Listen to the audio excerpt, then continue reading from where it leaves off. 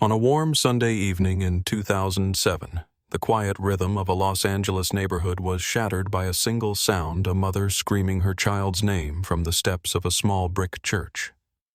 The woman was Laura Bennett, a hospital nurse and longtime member of Grace Hill Chapel. Moments earlier, the service had ended like any other hymns, handshakes, soft chatter in the aisles. Her daughter, 9-year-old Emma Bennett, had begged to go ahead to the family car, a familiar sedan parked just a few rows from the front doors. Emma walked out alone, a white dress brushing her knees, a pale purple flower tucked into her light brown hair. She never made it to the car. When Laura stepped outside a few minutes later, the parking lot was thinning out. Engines rumbled, doors slammed, churchgoers waved goodbye and pulled onto the oak-lined street. Under the yellow glow of the lot's lights, Laura could see their car. What she couldn't see was her daughter. At first, it was confusion. She called Emma's name, assuming the girl had wandered to a friend's vehicle or slipped back inside. But each unanswered shout pushed confusion into fear. Within minutes, people from the congregation were spreading out, checking behind hedges along the sidewalk between every row of cars. There was no sign of a struggle, no scream anyone remembered, no one who could say exactly when they'd last seen the child walking across the cracked pavement toward home. By the time the sun dropped and police cruisers rolled in, one fact was clear: a 9-year-old girl had vanished in plain sight. And it would be years before anyone in Los Angeles would hear the name Emma Bennett again. If you're listening to this right now, let me know where you're tuning in from. In the mid-2000s, the Bennett family had settled into a steady rhythm on Los Angeles's East Side, in a neighborhood where porches sat close together and families often recognized each other by the sound of a screen door closing. Mark and Laura Bennett, both in their early 40s, had raised their only child, 9-year-old Emma, in a modest one-story home shaded by mature pecan trees. Neighbors described the Bennetts as a quiet, dependable family, a household defined not by conflict or struggle, but by routine familiarity and the small comforts of a predictable life. Laura worked long shifts as a registered nurse at Glendale Community Hospital, a job that taught her to move through crisis with practiced calm. Mark ran a small neighborhood auto shop 2 miles away, his hands always etched with grease he could never fully scrub out. Their daughter Emma was known around Grace Hill Chapel for her bright conversations and the little drawings she left on the back of church bulletins: flowers, shapes, fragments of whatever drifted through a child's imagination. Grace Hill Chapel, a red brick building tucked at the corner of Holly Ridge Avenue, had served as the Bennetts' spiritual anchor for more than a decade. Its congregation leaned older, a mix of longtime residents who had watched the neighborhood weather change after change. Sunday services brought out families, retirees, and newcomers alike, many of them gathering afterward in the parking lot to talk about the week ahead. Children often moved freely between the rows of cars, their voices echoing under the canopy of oak limbs that shaded the churchyard. That sense of ease of knowing the faces around you was part of why Laura felt comfortable letting Emma walk ahead to the car on the night she disappeared. The church lot sat only a few dozen feet from the sanctuary doors, washed in bright overhead lights, bordered by a quiet residential stretch where cars rarely sped and strangers stood out. It was the sort of place where parents exchanged quick glances and small nods, trusting that other adults were nearby. The evening of the disappearance was a long one for the congregation. Grace Hill had held an extended service, a late summer prayer gathering meant to bring comfort after months of community hardship. Attendance was higher than usual, families returning from vacations, older members returning after hospital stays, and several visitors who had come in through the chapel's open-door policy. With so many people drifting in and out, the parking lot became unusually active. Cars idled. Conversations lingered. Children ran ahead of their parents, weaving between bumpers and street lamps. Inside, Emma had spent most of the service sitting near the front, doodling on her bulletin and whispering to the pastor's grandchildren. She'd asked Laura several times when they could go home, eager to enjoy the last bit of warm daylight still hanging over the neighborhood. Mark had planned to meet them after his shift, but a late walk-in repair kept him at the shop longer than expected. So Laura told Emma she could walk outside first and wait by their silver sedan, something the girl had done more than once before. The Bennetts weren't careless people, but they weren't sheltered from the pressures of life either. Like many families in the area, they juggled long workdays, community obligations, and the unspoken expectation that neighbors looked out for one another. It was a culture shaped by repetition and trust. You knew who lived at the corner house, who brought brownies to the bake sale, who left the porch light on for kids walking home from choir practice. It was also a community where memories ran deep, faces rarely forgotten, unusual behavior quickly noticed. That evening, however, a few small disruptions passed without much thought. A dark sedan sat idling at the edge of the lot longer than anyone remembered seeing before. A couple of unfamiliar visitors lingered near the back row of cars. A late summer breeze rattled the nearby hedges harder than usual, carrying the sound of footsteps farther than they might have traveled on a cooler night. None of these moments stood out enough to raise alarm, but in hindsight, they marked the subtle cracks in what had always felt safe. As the sun began sinking behind the rooftops, the temperature hovered in the high 70s.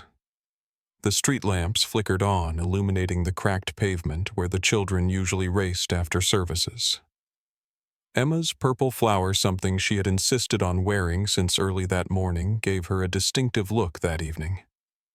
A few adults later recalled seeing a small figure moving across the lot, though no one could say precisely when or where she had gone after leaving the sanctuary doors.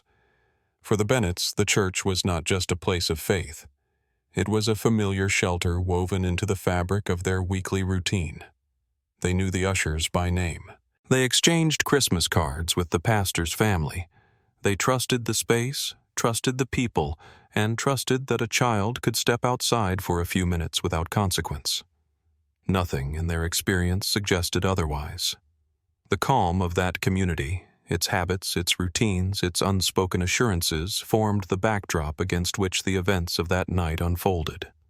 And it was this very sense of normalcy that made what happened next so difficult for residents to comprehend. Everything about that Sunday should have been ordinary, a late service, a warm evening, a short walk to the car. But within minutes, that familiarity would give way to uncertainty. And the neighborhood that had always felt predictable would find itself at the center of a mystery that would haunt it for nearly a decade. In the first minutes after the congregation stepped out of Grace Hill Chapel that warm Sunday evening, nothing seemed out of the ordinary. Cars eased out onto Holly Ridge Avenue. People lingered by their trunks chatting about dinner plans. The air held that familiar stillness of early dusk when the city noise quiets just enough for footsteps to stand out on the pavement. But inside those same minutes, a window of time opened just wide enough for a child to vanish without a sound. When Laura Bennett walked out of the front doors and saw her silver sedan sitting alone near the far end of the lot, she expected to see her daughter waiting beside it, swinging her feet or tracing patterns on the dusty fender. Instead, the space around the car was empty. The breeze lifted the corner of a discarded bulletin. A few adults waved as they headed to their cars, unaware that anything was wrong. Laura called Emma's name once lightly, the way a parent does when they assume a child has only stepped a few feet off course. When there was no answer, the second call came sharper, echoing off the brick walls. Still nothing. Within 2 minutes, confusion turned into rising panic. Laura walked briskly between the rows of vehicles, checking behind bumpers, peering into the small playground area beside the sanctuary. She stepped back inside the church, checking the pews, the restroom, the fellowship hall. No sign of her daughter. By the time she made it back to the front steps, her voice was shaking as she dialed her husband, Mark. He answered over the noise of clanking tools at his shop, but the sound drained from his voice as he listened. He told her he was on his way. The first adults to help didn't even wait to be asked. A retired teacher, a young couple, and several long-standing members of the congregation fanned out across the lot and the edges of the street, calling the child's name into the warm, dimming air. Someone flicked on a flashlight from a glove compartment. Another used their phone light scanning under each parked car. 10 minutes after the initial alarm, the lot had transformed from a familiar Sunday gathering place into a tightening circle of dread. Los Angeles Police Department officers arrived just as twilight settled over the neighborhood. The sky held its last ribbon of orange above the rooftops, while the churchyard grew darker by the second. Officers set up temporary lighting, creating harsh white beams that cut across the pavement. Detective Daniel Rourke, in his mid-50s, with decades of missing person work behind him, stepped out of an unmarked car and took in the scene. The mother trembling on the curb, volunteers pacing the lot, a pair of teenagers hugging their arms around themselves as they described seeing Emma leaving the sanctuary a few minutes before everyone else. Rourke had seen panic before. This one felt different. Not the slow panic of a child wandering off, but the sudden vacuum that suggested something had intervened. Officers secured the perimeter inside 20 minutes. They marked off the churchyard, canvassed the immediate homes, and asked residents whether they'd seen a little girl with a pale purple flower in her hair. Several people remembered seeing her inside the sanctuary. A few recalled her skipping out the front door. But beyond that, the trail dissolved into guesswork. One neighbor, an older woman named Joyce Halford, mentioned a dark sedan she'd noticed idling near the hedge line earlier. She wasn't sure of the make, but she remembered a dented rear bumper. At the time, she hadn't thought twice. Cars came and went from Grace Hill often. It was a detail that, as she spoke, it aloud seemed suddenly sharper. Officers wrote it down immediately. By 10 p.m., the search radius had expanded to include the surrounding streets' alleyways and the small wooded patch behind the neighboring elementary school. Volunteers showed up with jackets thrown over pajamas, forming small clusters that moved in slow sweeps through grass and brush, calling out Emma's name again and again. Mark Bennett arrived during the first hour of the search. He drove past the flashing lights before he realized they were part of his daughter's case. When he saw the churchyard flooded with patrol officers and search teams, he parked hastily and pushed through the crowd to get to Laura. The look on her face told him everything. The couple stood together as officers asked routine but heavy questions. "When did you last see her? Did she say where she was going? Has she ever wandered off before?" Both parents shook their heads. Their answers clipped their breaths shallow. Emma wasn't the kind of child who strayed far without telling someone. She was cautious by nature. She didn't play hide and seek in parking lots. She didn't sneak off with friends without checking in. That absence of typical risk made the situation feel more urgent. At midnight, a command post was set up outside the church. Maps were taped to the sides of patrol vehicles. Officers tracked each search route, marking areas cleared and those that needed another sweep. The temperature dipped into the high 60s, and the buzz of insects replaced the last of the day's traffic noise. The neighborhood felt sealed off from the rest of the city, all attention funneling toward the missing girl. In the early hours of the morning, false leads began pouring in. A driver thought he'd seen a red-haired girl walking along a feeder road 3 miles south, but traffic cam footage showed only a jogger. A man at a nearby gas station reported a child crying near the dumpsters, but security footage revealed 2 stray cats. Someone claimed to have heard a scream shortly after dusk, but when questioned, they admitted it might have been from a television inside their house. Each dead end drained the energy of the search teams. The minutes mattered. They always mattered. And yet the clock moved faster than the clues. Officers also interviewed the pastor, Reverend Samuel Walsh, who confirmed Emma had been cheerful and restless during the service. She'd been drawing flowers on the bulletin, something she often did, and had tugged at her mother's sleeve asking if she could go wait outside. Walsh had noticed nothing unusual when she left. The sanctuary itself held no signs of a struggle. Pews sat neatly in rows. Hymnals remained stacked. The side hallways were empty except for leftover programs. Everything appeared untouched. It was the quiet that unsettled the investigators most. A child disappearing without sound suggested one of 2 possibilities. Either she walked willingly toward something, or someone removed her faster than she could react. Neither explanation brought comfort. By dawn the next day, the search had grown into one of the largest local efforts the area had seen in years. Officers on horseback scanned trails behind the school. K-9 units worked grid patterns through the brush. Helicopters traced slow arcs over the neighborhoods, their searchlights slicing across treetops and rooftops. In the command post, Detective Rourke reviewed every timeline again, tracing Emma's last known steps, leaving the sanctuary doors, walking toward the lot, approaching the silver sedan. After that, nothing. Several officers re-interviewed the woman who had mentioned the dark sedan. This time she remembered the license plate having an unusual combination. She couldn't recall the full sequence, but the detail offered a possible anchor point. It was the closest thing the investigation had to a direction. Meanwhile, the community mobilized in its own way. Grace Hill Chapel opened its doors for exhausted volunteers to rest and hydrate. Local businesses printed and distributed flyers featuring Emma's school photo: light brown hair, green eyes, a smile missing one front tooth. Residents taped these flyers to lampposts, store windows, bus stops, and fences. Near sunset on the second day, a candlelight vigil formed along Holly Ridge Avenue. Parents held their children close. Older residents prayed aloud in small clusters. Mark and Laura stood together, their hands intertwined but shaking, as the chanting of Emma's name echoed across the street. Despite the effort, no physical evidence emerged. Not a piece of clothing, not a footprint, not a dropped item near the churchyard. Search dogs caught faint traces that led toward the edge of the lot but lost the scent near the street, exactly where a vehicle could have been parked. For detectives, that single possibility tightened into a working theory. Emma may have been taken into a car within minutes of leaving the sanctuary. Fast enough that no one noticed. Quiet enough that no one reacted.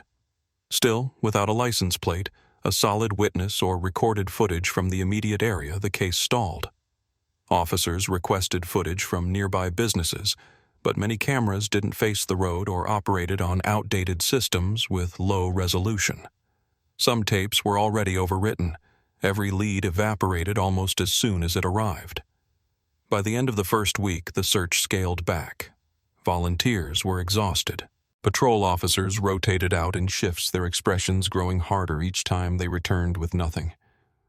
The map on the command board filled with check marks, places searched and cleared, yet the central question remained untouched. Where did she go? For the Bennett family, time stopped stretching and instead folded into a single looping day. Calls to the detective, walks through the neighborhood, quiet evenings, staring at the front door as though it might open. And for the community, a shadow settled over Grace Hill Chapel. The familiar red brick that once represented comfort now marked the last known location of a missing child. Sunday mornings no longer felt routine. Parents kept their children close. The sound of a car idling too long drew second glances. Uncertainty became part of the landscape. Weeks turned into months, and eventually the active search ended. The case was classified as cold, though never formally closed. Flyers faded in the sun. The hotline slowed. Neighbors tried to regain their routines, but their movements felt different, quieter, more watchful. The disappearance of 9-year-old Emma Bennett left behind no trail, no answers, and no clear direction. Only a gap in time, a parking lot filled with questions, and a community suspended in the memory of a child who walked into the evening light and never returned. 9 years passed before the case stirred again. By then, most of the flyers had peeled off telephone poles. The church bulletin boards had been replaced. New neighbors had moved on to Holly Ridge Avenue, unaware that a child once vanished just steps from their driveways. Even the Bennetts, though still anchored to that night, learned to bury the weight enough to move through their days. Public hope had thinned, replaced by a quiet resignation that answers might never come. Then, in the fall of 2016, the case revived itself with a jolt, starting not with a witness or a confession, but with a forgotten cardboard evidence box pulled from the back of a precinct storage room. Deputy Harold Mills, a retired detective in his early 70s, who occasionally volunteered to help clean old records, found the box wedged behind a metal shelf. Its label GH07 Bennett was barely legible under a film of dust. Inside, he expected routine paperwork. Instead, at the very bottom, wrapped in a faded chain of custody sleeve, was a security tape he did not recognize. The timestamp read, August 2007, the night of the disappearance. Mills loaded the tape into an old player in the archive office. The footage was grainy, framed by the murky glow of a convenience store 2 blocks north of Grace Hill Chapel. The store's front door opened and a man in a dark hooded sweatshirt stepped inside. His face was obscured, barely visible beneath the shadow of his hood. He bought a bottle of water, said nothing to the cashier, and left. It would have been unremarkable, just another customer passing through a neighborhood store, if not for the small object visible in his left hand. As he turned toward the exit, a pale purple flower matching the one Emma Bennett had been wearing in her hair when she walked out of the church. Mills froze the frame. The shape wasn't perfect, the footage too blurred to confirm anything conclusively. But the color, the size, the placement, it was close enough to disturb him. He rewound, replayed, rewound again, each time watching that single movement, the man's hand lifting the flower, catching a sliver of fluorescent light before disappearing into the night. The tape should have been reviewed in 2007. Somehow it had slipped through the cracks. Realizing the significance, Mills contacted Detective Daniel Rourke, one of the few original investigators still actively working. Rourke requested an immediate chain of custody log and brought the tape straight into the reopened case file.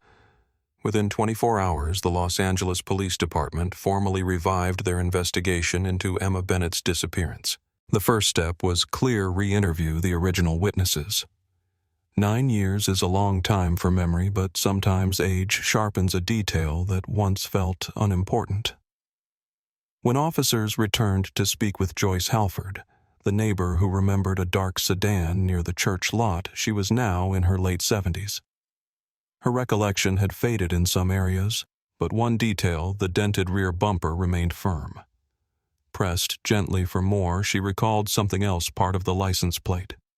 2 letters, a number, a partial combination she said she might not swear by but had always felt sure enough about. It was more than they'd had in years. Investigators ran the sequence through DMV archives, cross-matching likely variations. From dozens of hits, one stood out: a dark aging sedan registered in 2007 to a man named Raymond Kincaid, then living on the far eastern edge of Los Angeles County. Kincaid, now in his mid-50s, had drifted in and out of the system. Low-level offenses, unstable employment, multiple address changes, but nothing violent enough to have elevated him onto anyone's radar at the time. Officers visited his last known address, a small, weathered, single-wide trailer perched on a lot of dry, sun-beaten earth. No one lived there anymore. The place had been abandoned for years, windows coated in dust thick enough to obscure the interior. In the backyard sat a locked, rusted shed.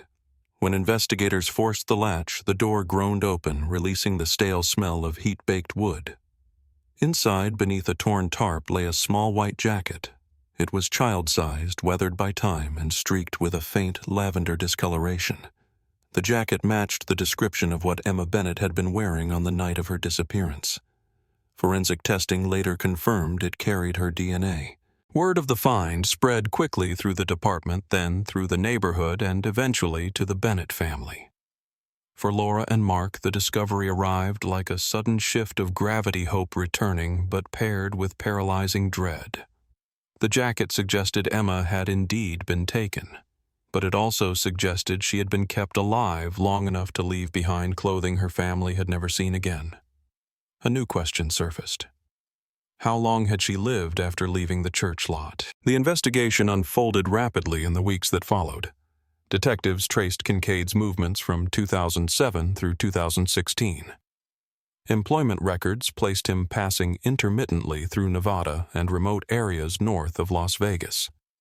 Gas station logs, credit card statements, and intermittent surveillance footage painted a jagged travel pattern, long stretches of desert roads, overnight stops in isolated towns, and periods of disappearance where no digital footprint existed. Then, in early December 2016, a breakthrough arrived from outside California. A rancher named Daniel Ruiz, age 68, called the Clark County Sheriff's Office in Nevada to report a vehicle partially buried on his remote property, an area he rarely visited except to check cattle fencing. A recent windstorm had stripped away a layer of sand, revealing the rusted frame of an old sedan beneath. The plate numbers, once cleared enough to read, aligned perfectly with the partial sequence from the 2007 witness. Inside the car, officers found two items: a small child's shoe worn down at the heel, a pressed purple flower tucked between the brittle pages of an outdated road atlas. Forensics later confirmed the shoe belonged to Emma. The flower, its color faded, but unmistakably similar to the one she wore, held traces of her DNA as well. News traveled back to Los Angeles, creating a wave of emotion that swept through both investigators and the community. Some felt renewed resolve. Others felt the quiet dread of answers finally nearing. The Bennett family flew to Nevada days later. They stood beside the rusted sedan, the desert wind pulling at their clothing, the sun drawing long shadows across the sand. Laura reached through the open passenger window, touching the worn vinyl seat with trembling fingers. Mark stared at the shoe through the evidence bag, barely breathing. It was the first physical proof in nearly a decade that their daughter had been alive after leaving the church lot alive long enough to travel across state lines. For detectives Rourke and Mills, the discovery forced a reconsideration of every theory they had once held. The proximity to Nevada suggested movement, perhaps days of it. The state of the items indicated they had been left intentionally, not scattered. The location of the sedan, miles from any major road, implied someone had wanted it hidden.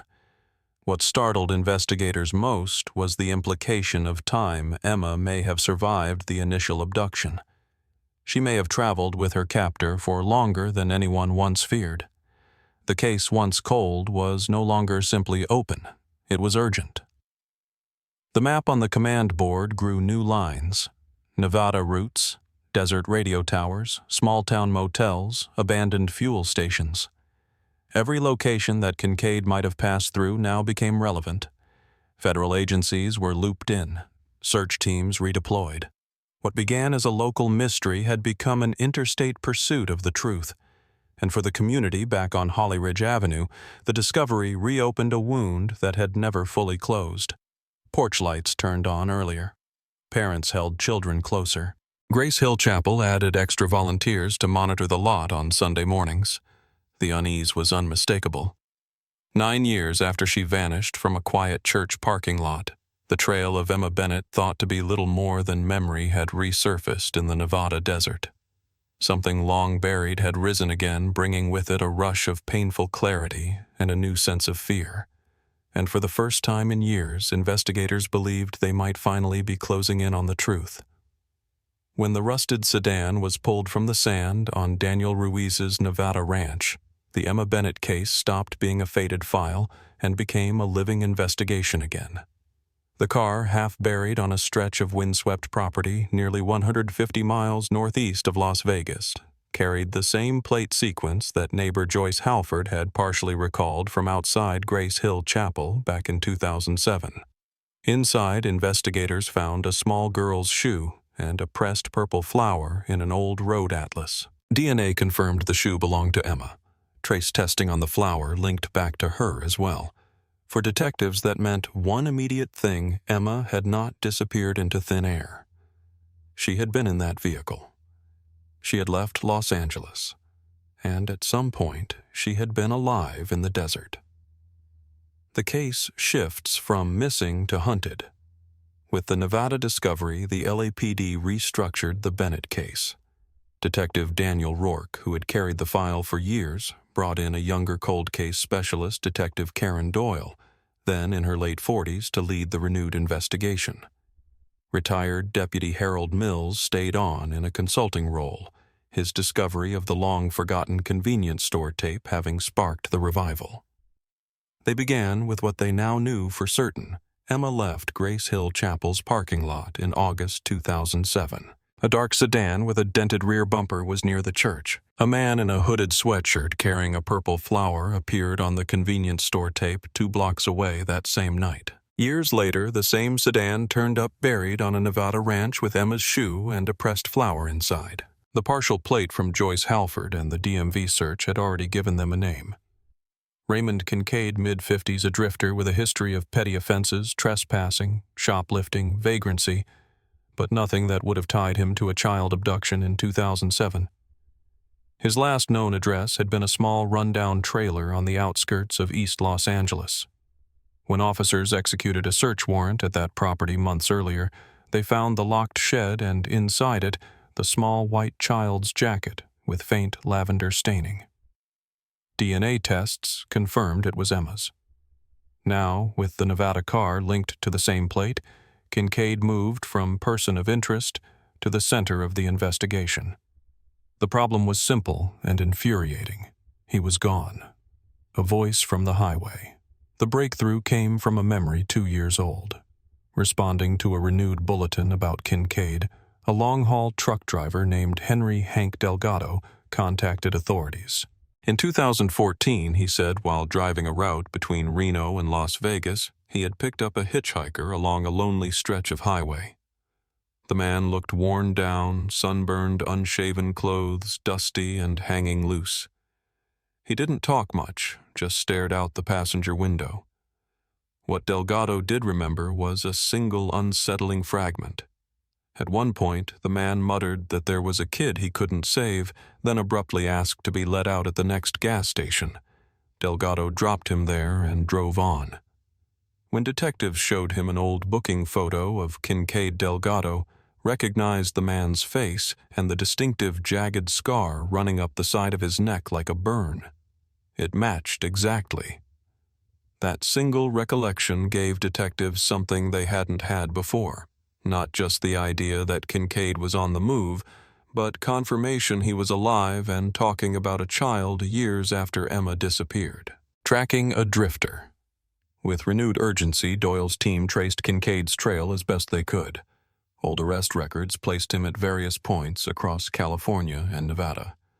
A vagrancy citation in 2009 near Barstow. A trespassing warning outside a storage yard near Henderson. Small blips of contact scattered along the edges of the desert. Financial records were sparse. He rarely used bank accounts or credit cards. But gas station receipts from 2007 and 2008 in his name began to form a pattern moving east from Los Angeles, then north through Nevada, then vanishing into cash-only transactions and no paper trail stretches. The team widened its net. Motel owners were shown his photo. Some recognized him vaguely, a quiet man who paid in cash and left before checkout.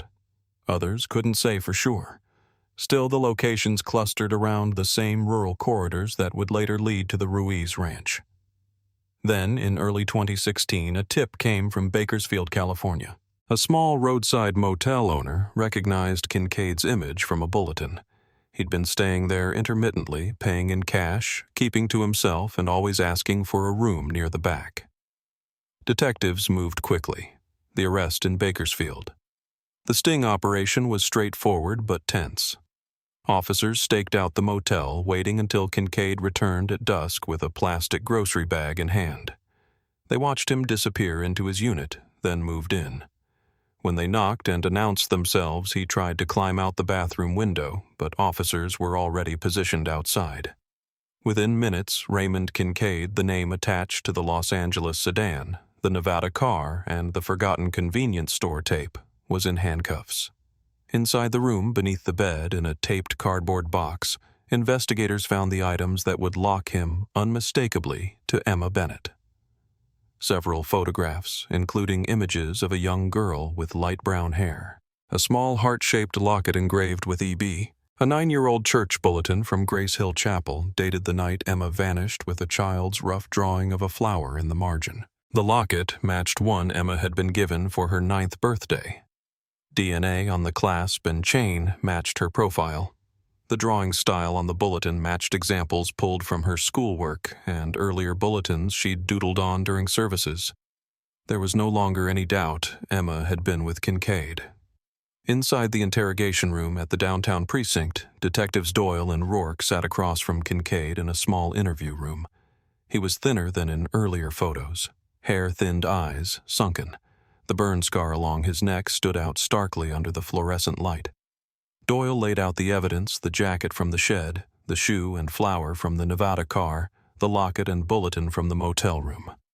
She asked the question that had been hovering over the case for nearly a decade. "Where is Emma Bennett?" At first, Kincaid said nothing. He stared at the table, hands cuffed, jaw clenched. Minutes stretched into an hour. The only sound was the hum of the recorder and the occasional scrape of a chair. Finally, he spoke, his voice hoarse. "She's better off where she is." He refused to elaborate. No specifics, no location, no explanation. Every time Doyle pressed, "Is she alive? Did you leave her somewhere?" he shut down, staring at the wall. Prosecutors could already build powerful charges around what they had: kidnapping, interstate transport, possession of the victim's property. But without a body, the full truth remained just out of reach. Outside the room, the Bennett family waited, their faces lined with years of strain. They were told an arrest had been made. They were told evidence confirmed Emma had been taken. But they were not yet told whether she was alive or dead, because no one knew. The desert gives up more. The search in Nevada intensified. With Kincaid in custody, Doyle coordinated with law enforcement near the Ruiz Ranch to comb the surrounding desert. Teams walked dry creek beds, old cattle paths, and stretches of sand, broken only by scrub and rock. Helicopters scanned from above, though from that height the ground looked like the same endless tan expanse in every direction. Weeks passed.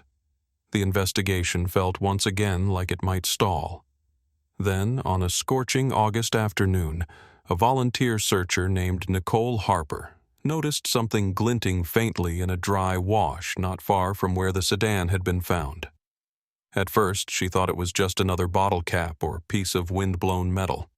But as she moved closer, she saw it was a thin silver bracelet, half buried in sand. She picked it up and wiped away the dust. On the inside, engraved in small letters, were the initials E.B. Nearby, under less than a foot of compacted sand, searchers uncovered partial skeletal remains, small fragile bones consistent with a child. They marked off the area and called in the county medical examiner, Dr. Evelyn Chang, a seasoned forensic pathologist, led the recovery and analysis. In the lab, she determined the remains belonged to a child between 8 and 10 years old, deceased for roughly 9 years, matching the time since Emma's disappearance. DNA confirmed the identity. The Bennett case was no longer a missing person file. It was a homicide. Kincaid finally talks. Back in Los Angeles, confronted with the recovery of Emma's body and the bracelet, Kincaid's resistance began to crack. In a second recorded interrogation, he sat hunched, staring at the table. His voice was barely audible at first, but the words were clear enough. "I didn't mean to. She got sick." He described in halting segments what had happened in 2007. He admitted taking Emma from the church parking lot, luring her toward his car, and driving out of Los Angeles toward the desert. He said he had been trying to start over, though he never fully explained what that meant. They stayed for several days in a crumbling shack, miles from any town, a structure long since abandoned, reachable by rough dirt tracks that bled off into open desert. Emma, unprepared for the heat, had become weak.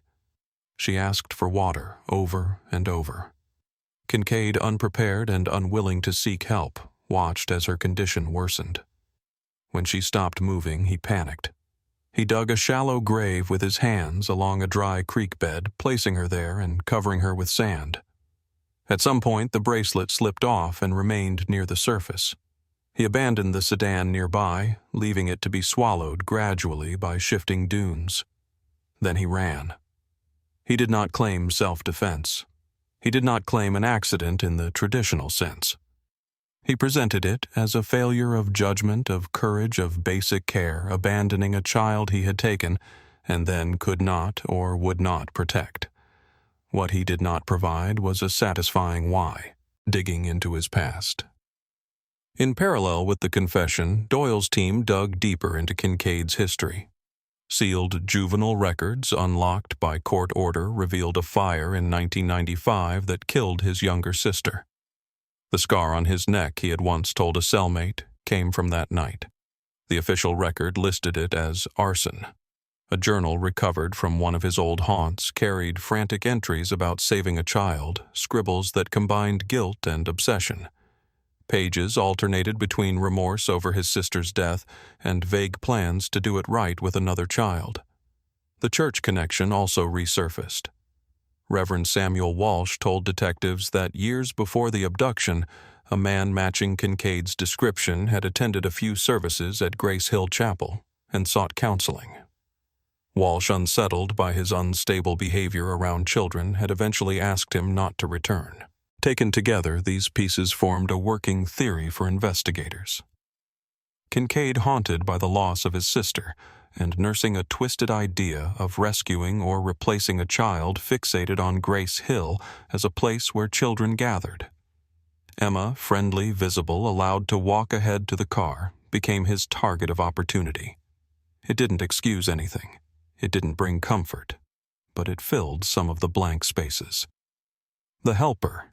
Just as investigators thought they had the complete picture, a new detail emerged from inside the jail. A prison informant named Miguel Ortiz, housed in the same facility as Kincaid, told authorities that Kincaid had mentioned a helper, someone local who had told him about the church.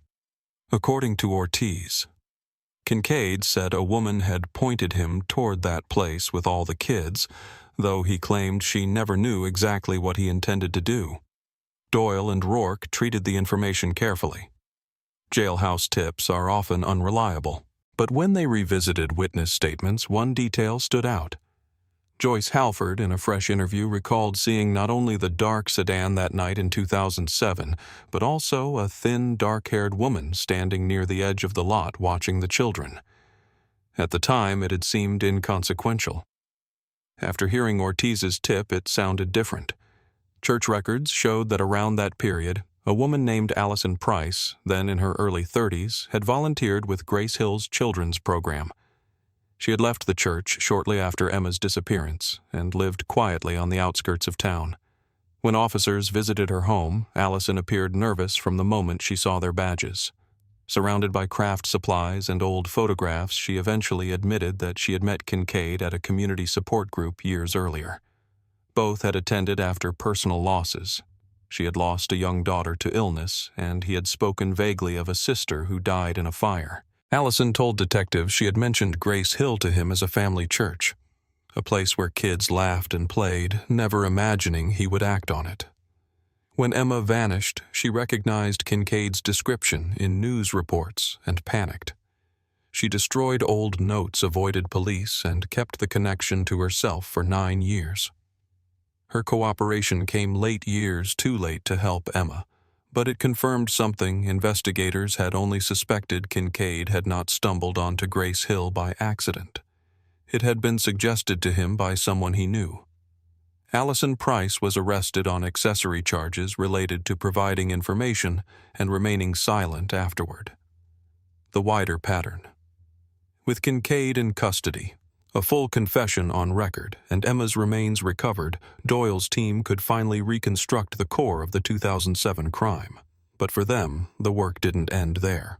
His pattern of movement, his journal writings, and the way Emma died, not by a single violent act but through neglect and abandonment, led investigators to re-examine other unsolved child disappearances along his travel routes.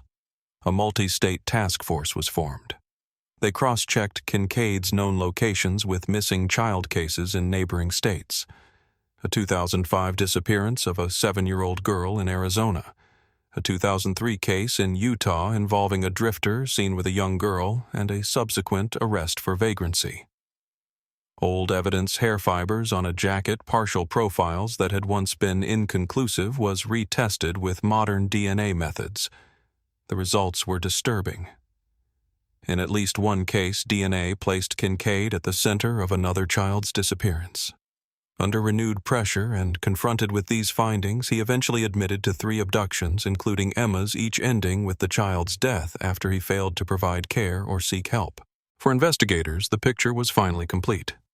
In 2007, Emma Bennett was taken from a church parking lot by a man already burdened by unresolved grief and obsession. She was held for a brief period in the Nevada desert, became ill, and died without receiving medical care. Her body was buried in a shallow grave. Her belongings were scattered between an abandoned shed, a hidden car, and a motel room years later. A woman who had once trusted and spoken with Kincaid helped connect him to the church unintentionally, then stayed silent out of guilt and fear. Kincaid himself was not a one-time offender, but part of a small, devastating pattern of similar crimes. The cost of that truth was heavy. It arrived nearly a decade too late to save Emma or the other children.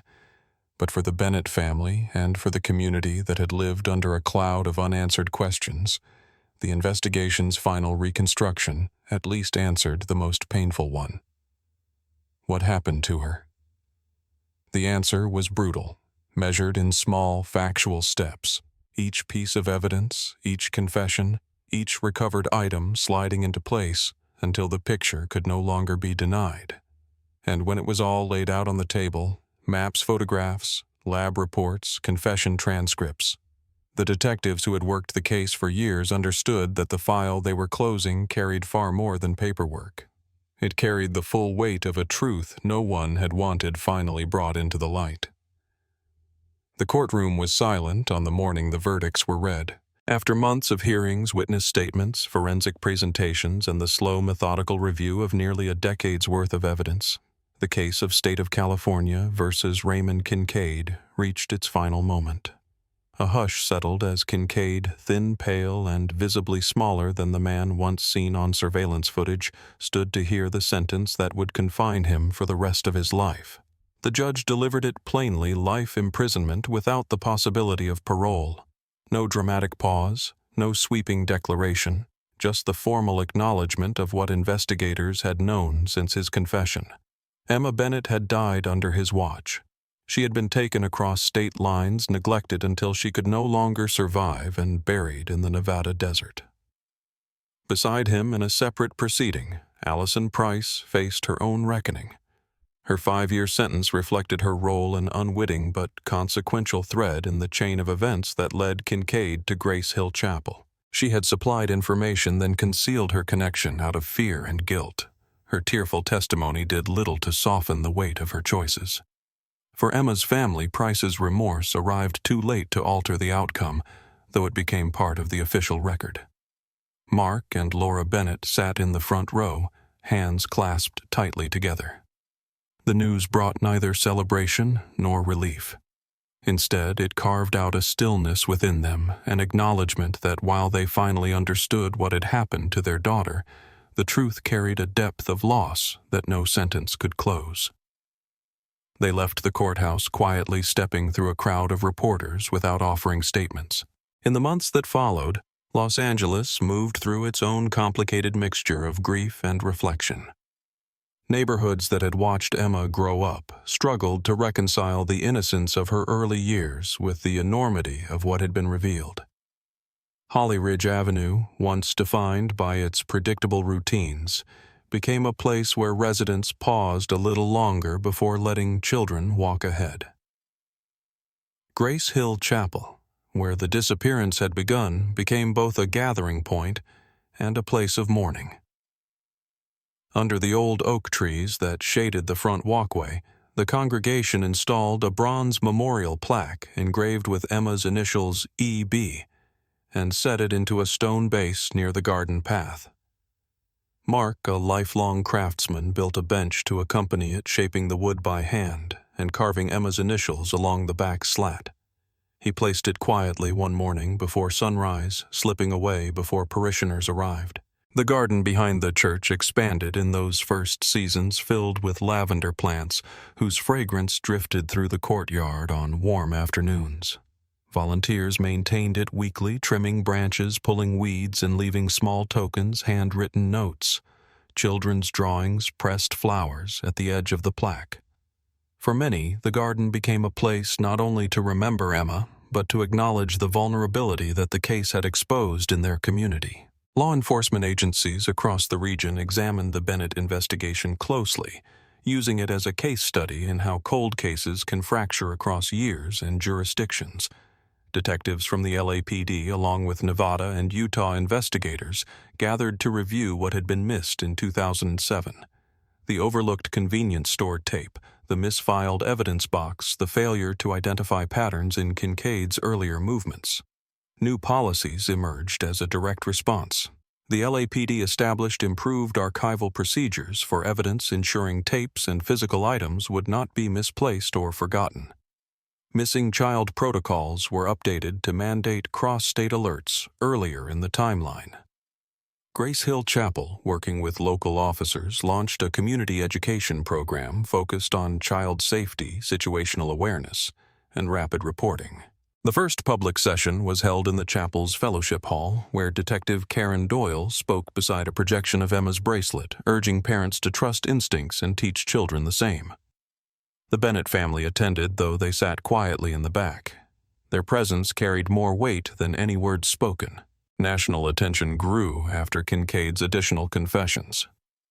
The task force findings confirmed what investigators feared: Emma had not been his only victim. 2 other disappearances, one in Arizona, another in Utah, were linked to him through DNA and his own admissions. The revelations deepened the gravity of the case, transforming it from an isolated tragedy into a window into a pattern of crimes that had gone undetected for years. For the Bennett family, this knowledge did not change their personal loss, but it reshaped their sense of responsibility. Laura began volunteering with support groups for families of missing children, offering quiet guidance to those who still waited for answers. Mark assisted in building small wooden memorial benches for families across the county, each one crafted by hand and donated anonymously. The story, once confined to local neighborhoods, entered broader conversations about how communities respond when children disappear. Documentarians captured the progression of the case: Emma's disappearance, the long dormant years, the discoveries in Nevada, the trial, and the aftermath. The film, titled Emma's Echo, premiered in 2017, blending interviews with archival footage and emphasizing not only the crime itself, but the resilience that followed. Viewers across the country wrote letters to the Bennetts offering condolences and sharing their own fears and experiences. When Allison Price completed her sentence in 2022, she left prison quietly, avoiding the public eye. She wrote a letter to the Bennetts soon after, not asking for forgiveness, but acknowledging her failure to speak when it mattered most. She described her silence as a burden she expected to carry for the rest of her life. Laura responded with a single line: "Forgive yourself as we're learning to." It was not approval nor absolution, but a recognition of the complexity of human grief. Kincaid, meanwhile, faded into obscurity within the state prison system. His days became routine, his world reduced to narrow hallways and structured schedules. Investigators continued to question him periodically as cold case units revisited older files, but his story never changed. He described his crimes as failures rather than acts of intent, a distinction that brought little comfort to the detectives who listened. The unanswered question why Emma never received a satisfying explanation. Even after extensive interviews and psychiatric evaluations, investigators could only articulate theories about guilt fixation and the shadows of Kincaid's past. The mystery of his choice lingered at the edges of the case, a reminder that some truths resist clarity even when every fact is on the table. By 2019, the lavender garden at Grace Hill had matured into a place of reflection for the entire community. Families brought children to sit on Mark's bench and tell stories about kindness, safety, and the importance of speaking up. School groups visited during field trips. The church hosted annual memorial events each summer centering not on the tragedy alone, but on the life Emma had lived and the lives impacted by the hard-won knowledge that followed. The Bennett home changed as well. The living room walls, once bare in the aftermath of their loss, slowly filled with framed photos donated by neighbors, snapshots from school events, birthday parties, Halloween gatherings. These images showed Emma laughing, running, smiling, and being held by friends. They transformed the space from a place of absence into a place that acknowledged both memory and presence. The foundation created in her name expanded over the years, funding programs for child safety awareness across California. Workshops spread to multiple counties. Trainers visited community centers, churches, and schools. Thousands of parents and children received guidance informed by the lessons of Emma's case. As time moved forward, the sharp edges of grief dulled, but never disappeared. Laura often walked the lavender path before work, placing her hand on the bronze plaque. Mark kept carving benches, each one shaped by the weight of his hands and the quiet persistence of craftsmanship. And in neighborhoods across Los Angeles, the story remained passed along not as fear, but as caution and remembrance.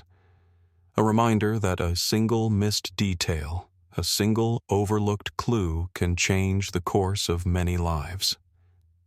The Bennett case began with a disappearance and ended with a confession, a trial, and a final understanding of what happened in the desert miles from home. But its legacy stretched far beyond those events.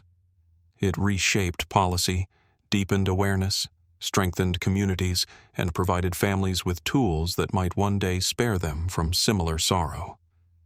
Though the wound would never fully heal, the truth, painful and irreversible, had finally been uncovered.